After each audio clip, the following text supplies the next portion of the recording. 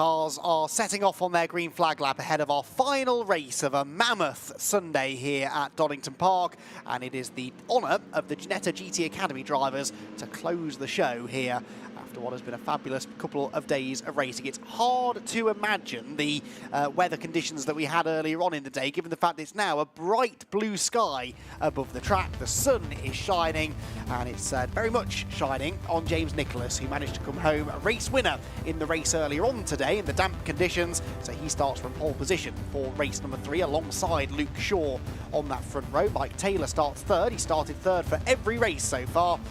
Can he finish third again in this one? Harry Gamble for company on that second row. Then Gareth Thomas and Tom Balfe on row number 3. Row 4, Mark Elman and Julian Wantling. Those two did battle earlier on today for the GTA class victory, whilst Jamie Cordell and Emma Tomlinson share row 5.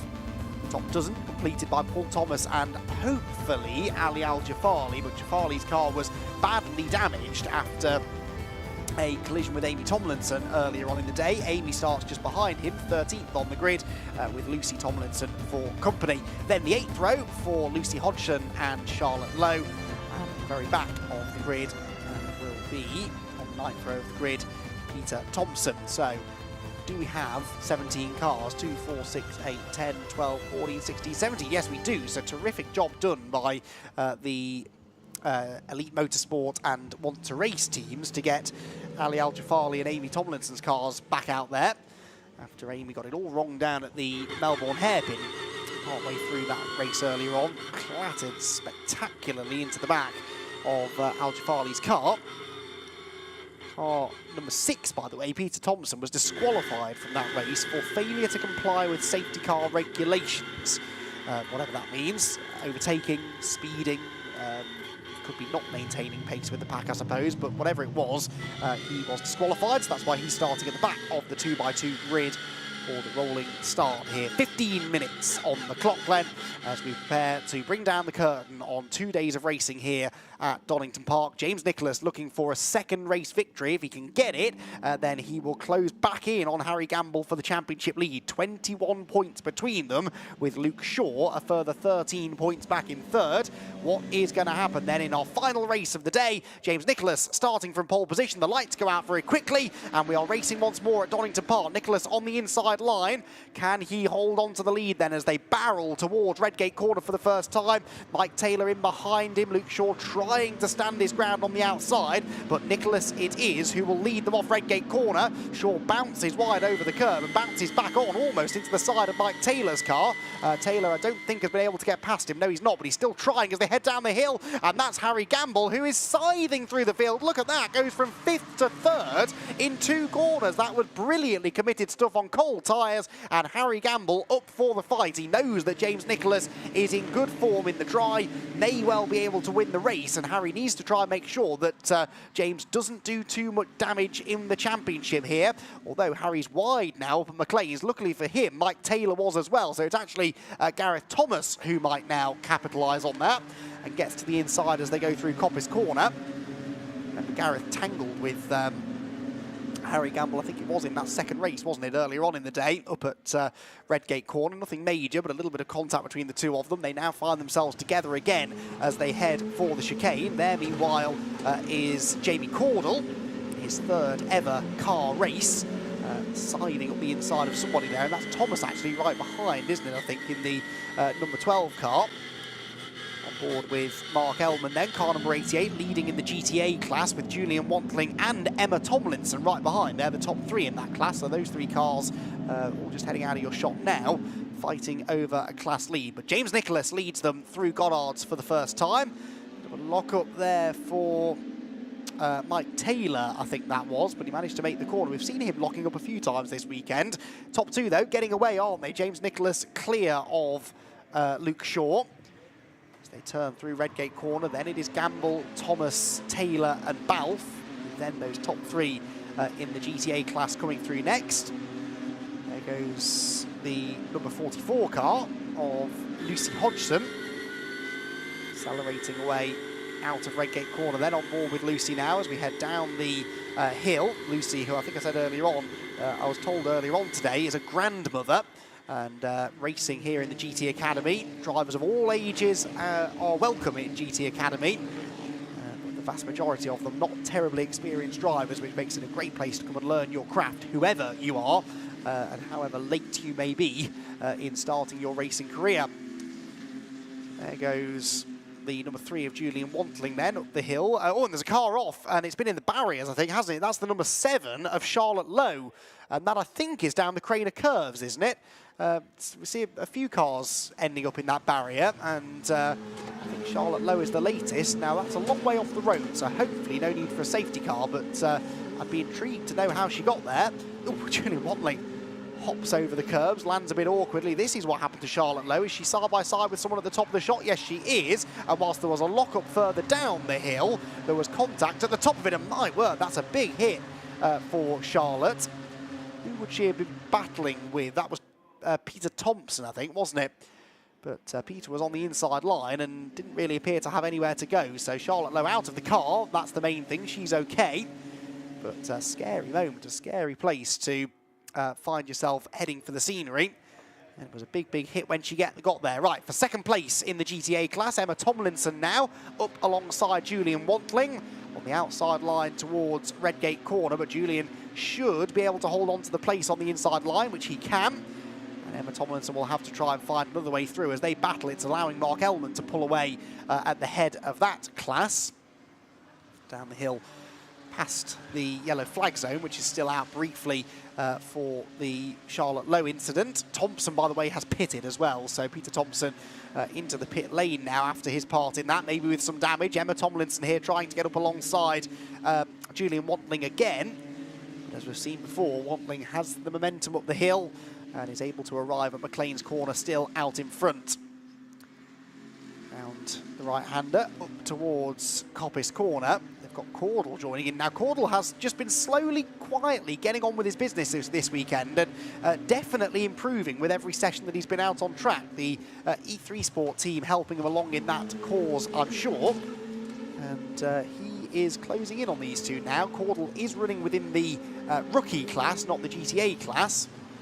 But, so he's not battling these two for points, but he wants to try and get the best possible overall result that he can. Harry Gamble, likewise, wants to try and get one step further up the podium, and he might do it because he's forced a mistake there out of Luke Shaw. He sort of jinked to the inside at the last second, spooked Luke a little bit, and he slid wide over onto the curbs and the grass. He's now got dirt on his tyres, so can't really get the car turned into Goddard's.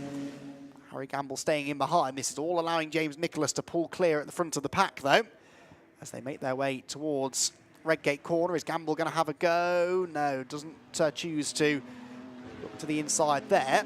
Gareth Thomas behind. Back into that yellow flag zone, which is still active through Hollywood and the Crane of Curves. I'm not sure if that's because, oh yeah, they are recovering that car, aren't they? Look, pushing it up the hill. And I don't think it's being towed. I think they are just pushing it back up the hill. Now Harry Gamble very wide over the curves, but used that to his advantage, carried good speed, but then finds himself getting boxed in a little bit now behind Luke Shaw. And this is the opportunity Gareth Thomas was looking for to go around the outside line. Oh, Gamble shoves Shaw into the corner. They both go out wide, and Gareth Thomas picks up the two easiest places he will ever gain. That was a brilliant positioning of his car, but Harry Gamble, having got boxed in behind Luke Shaw, braked as late as he dared into McLean's and shovelled them both out wide. We saw a bit of that in the Caterham race just now as well at that corner. It's an uphill braking zone, so you always feel like you can carry a bit more speed into that corner, but eventually you hit the limit. And in Harry Gamble's case, you hit the back of Luke Shaw's car. Luke then nearly collected the tyre stack at the chicane, bounces out wide, and that means that Mike Taylor gets alongside and ahead of him. I feel like Luke Shaw's maybe just been knocked out of his rhythm by that little moment, hasn't he? And just struggling now to get back into the groove, wanting to try and gain all of those places back instantly, but that's not really the best way to do it. Weaves around to the inside. He's got to be patient here. Still over half the race to go. 8 minutes remaining. And as they accelerate past the line again, Luke Shaw 3 places lost on that lap. Gareth Thomas, though, up into second position now. And for Gareth, what's his best result of the season? He's had 1 third place. Oh, that's Lucie Hodgson around on the exit of the Melbourne hairpin. That's a shame. Lucie had been running in 14th place, hadn't she? But running well within the Chairman's Cup, actually. Julian Wantling leads the Chairman's Cup, but Lucie Hodgson was second in that class. In fact, she still will be, because, of course, we've lost Peter Thompson from the race now, who was the other Chairman's Cup runner. So as long as she gets going again, she'll pick up that class podium. But a shame that she's now out of the fight, really, heading into the closing stages. Up over the hill we go then. That's Harry Gamble in 3rd place then. So tried so hard to get into 2nd place, ended up still in 3rd. But now with Gareth Thomas behind, ahead of him. There is the man that got tangled up with Harry. And you can hear that front bodywork, the front splitter dragging on the ground there as he came into view through the chicane. Luke Shaw then 5th position for him now. The leader is still James Nicholas, remember. On this lap, though, the lead gap coming down slightly. Gareth Thomas was quick in the earlier races too. As soon as he was in clean air, he was as quick as anybody else. And Gareth Thomas is just starting to eat into that advantage for James Nicholas by a few tenths on this lap. The problem may be that Harry Gamble is back onto Gareth's tail now and will likely want to try and go through. So, of course, he's going to want to try and go through. And he's not going to make it easy for Gamble, is Gareth Thomas, who does a 1:44.1, so yeah, 2 tenths gained against the race leader. Mike Taylor, though, has done the fastest lap of the race, 1:43.852. That's half a second quicker than the race leader. As further back, the repaired car of Ali Juffali is keeping, or has just moved ahead, has he, I think? Yes, of Jamie Cordell. So Juffali up into the top 10. Cordell will look to retaliate if he can. Just ahead of them is that battle for 2nd place in the GTA class, with Julian Wantling still ahead of Emma Tomlinson then. Mark Ellman is now some 3.5 seconds up the road from them, though. Very much just a fight for 2nd place now, as defensive into McLean's goes Ali Juffali. Jamie Cordell tries to get the switch back. Jamie is eligible for points this weekend as well, so this is a battle for 10th overall, but for 7th in the rookie class. They both score points towards. Purple sector's coming in left, right and centre here. Purple first sector for Gareth Thomas, half a second quicker than the race leader. And he's taken another half a tenth out of James Nicholas in Sector 2. But in Sector 2, Luke Shaw has done the fastest sector time of anybody. So those gaps at the front are all starting to creep back down again, but this could be a big gain here for Gareth Thomas. There he is, look, still with Harry Gamble putting the pressure on. But as they come off the hairpin, we'll compare the lap times of these top 3 cars then. James Nicholas comes through and does a 1:44.6, a 43.9 for Thomas, so 7 tenths gained, but a 43.6 for Harry Gamble. So Harry Gamble a full second quicker than the leader, with 4 minutes and a bit to go. If he could clear Gareth Thomas quickly, he might still have the pace to go and chase down James Nicholas. And that is a battle that I would look forward to seeing, because these are really 2 drivers setting themselves out as the early season championship favourites. They've not had a huge amount of battles together on track, though, really. There's almost always been either a bit of real estate between them or a couple of other cars between them come the end of the races. So it would be nice in a way to see Gamble go and take on James Nicholas, really see what James is made of. Harry himself, of course, a very inexperienced driver, but does come from a motor racing family of the Gambles, who have done big things across all different sorts of top-level motorsport here in the UK. Tom Gamble, of course, racing in British GT, again, very successfully this year, picking up good results today. He'll be watching on now, I'm sure, as Harry tries to relieve Gareth Thomas of 2nd place. Now in the sectors on this lap, oh, hang on, we'll get to that in a moment, because Gamble's up the inside at the hairpin, and Gareth Thomas had to just open the steering up there, take a wider line to avoid contact. So Gamble is up alongside him, but that's the outside line, heading into Goddard's corner. He tries to jink back to the inside. Is he going to get there? He's late on the brakes. That's a lovely move. If he makes it, there is contact, but through goes Harry Gamble, and that knocks Gareth Thomas out wide. Mike Taylor now closes in as well, and Luke Shaw's on the grass. I'm not entirely sure why he's on the grass, but he is, and he bounces back on the road just got a bit excited, I think, maybe at the prospect of those cars ahead coming back towards him, and ended up dropping further away than he ever had been. So Gamble into second place. The trouble is that battle through the final couple of corners lost them time. So he's 2.4 seconds back with 2 laps to go. I don't think he's capable of taking 1.2 seconds a lap out of James Nicholas. And even if he can, he wouldn't then be leaving himself any time to get the place back on, or to get ahead of James Nicholas, who has led every lap today. Obviously didn't lead any laps yesterday, didn't finish any laps yesterday after turn 1 contact with Mike Taylor, put them both out of the race on the spot. And nice for James to bounce back through the rest of the weekend. And of course, like I said, with dropped scores, he will use yesterday's race as a drop score, so that never happened in a way. And his other not great result was a 6th or a 7th place finish, I think it was, in the middle race at Alton Park, which was his first ever wet race, but we saw in damp conditions, admittedly not full wet conditions, but in damp conditions earlier on today, James Nicholas looking pretty confident, so I think he's been working on his wet weather pace quite a lot. Probably done a few wet test days, and will have learned an awful lot about himself and the car, the setup, the difference in driving style required in wet conditions. But now in the dry, we know how quick James Nicholas is, and he is demonstrating that again here this afternoon. He comes out of Goddard's, sees the last lap board, and begins the final tour around the 2.5-mile Donington Park Grand Prix circuit. And actually, he was quicker than his pursuer on that lap. Harry Gamble a 10th slower than James Nicholas, so the gap is 2.4 seconds. Nicholas should be good here. For Gareth Thomas and Mike Taylor, though, their battle for 3rd place, I suspect, is going to keep raging on.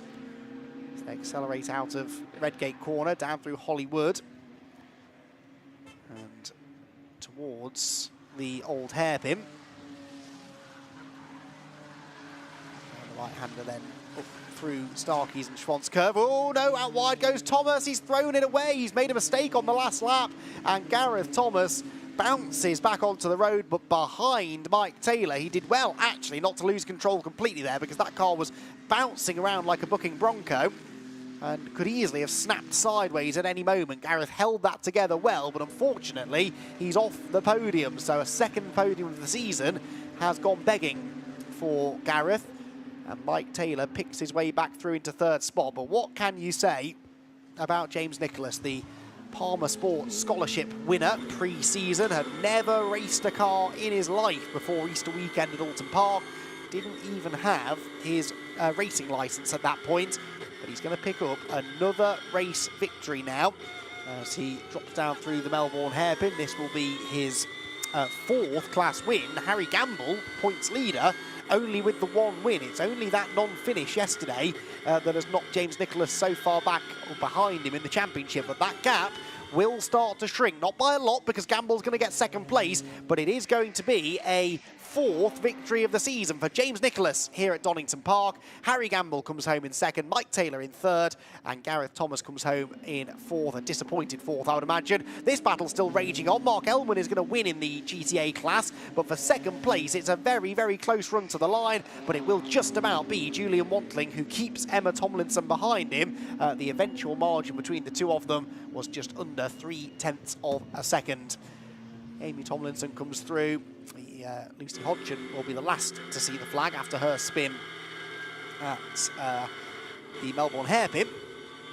James Nicholas it is who gets another race victory. That was an absolutely brilliant drive. Under a bit of pressure there mid-race as Gamble and Thomas were trying to come after him. Like Taylor, by the way, just to reiterate the point that he's as quick as anybody else, set the fastest lap on the last lap, a 1:43.590. Compares to the previous fastest lap of the weekend, set yesterday by Thomas Balfour, a 43.7. So that is the fastest race lap of the weekend, set on the final lap of racing by Mike Taylor. Mark Elman, pretty satisfied with his victory in the GTA class, and the number 88 car again picking up 3 solid results this weekend. He won his class in race 2, and he was 2nd behind Amy Tomlinson in yesterday's first race, despite that spin that he had at the first corner. James Nicholas, though, bounces back also from his non-finish yesterday to claim a 4th victory of the season and close in ever further on the championship leader Harry Gamble, who came home 2nd, Mike Taylor 3rd, Gareth Thomas in 4th, and Luke Shaw completed the top 5. Thomas Balfe was 6th ahead of Mark Ellman and Julian Wantling, with Emma Tomlinson and Jamie Cordell completing the top 10. Then it was Paul Thomas and Ali Juffali. Amy Tomlinson was 13th ahead of Lucie Tomlinson. Lucie Hodgson was 15th after a spin, whilst Peter Thompson and Charlotte Lowe both retired after their collision on the Craner curves.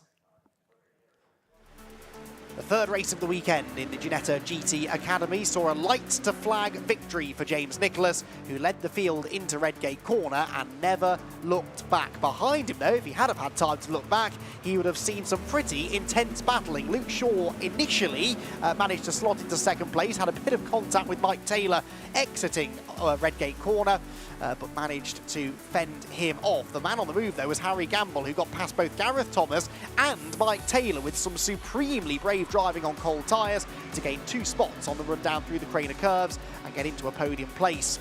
There was contact further back between Peter Thompson and Charlotte Lowe that saw Charlotte heading spectacularly into the barriers at high speed. Her race was done whilst Thompson retired to the pit lane. Then Harry Gamble got into the back of Luke Shaw's car whilst they were both battling with Gareth Thomas, and Gareth took advantage to break through into 3rd position.